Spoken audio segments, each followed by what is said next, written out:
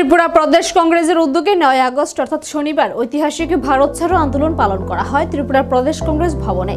পাশাপাশি আজ যুব কংগ্রেসের 65তম প্রতিষ্ঠা দিবস। যুব কংগ্রেসের 65তম প্রতিষ্ঠা দিবস উদযাপন করা হয় ত্রিপুরা প্রদেশ কংগ্রেস ভবনের সামনে। এই দিনের এই কর্মসূচিতে উপস্থিত ছিলেন ত্রিপুরা প্রদেশ কংগ্রেস সভাপতি আশিস কুমার সাহা, বিধায়ক সুদীপ রায় বর্মন, বিধায়ক গোপাল চন্দ্র রায়, যুব কংগ্রেস সভাপতি নীলকমল সাহা সহ অন্যান্য নেতৃত্বরা।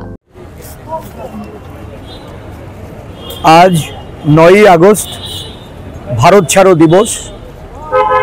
এই ঐতিহাসিক দিনটি সারা দেশে জাতীয় কংগ্রেস উদযাপন করছে।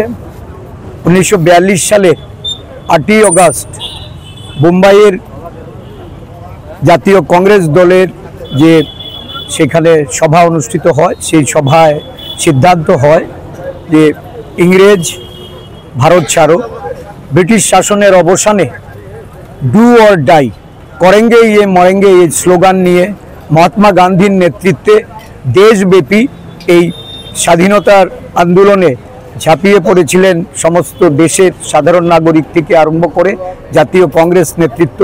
আমরা এই পুণ্য দিনে মহাত্মা গান্ধীজি, জওহরলাল নেহরুজি, আমাদের আবুল কালাম আজাদজি, আমাদের আহমেদ সর্দার বল্লভভাই প্যাটেলজি, তাদেরকে আমরা স্মরণ করি, তাদের প্রতি শ্রদ্ধাঞ্জলি অর্পণ করে বর্তমান ভারতবর্ষের যে প্রেক্ষাপট, ব্রিটিশের বিরুদ্ধে যে লড়াই সেদিন ব্রিটিশ ভারত ছাড়ো এই আন্দোলনের মধ্য দিয়ে সংগঠিত হয়েছিল।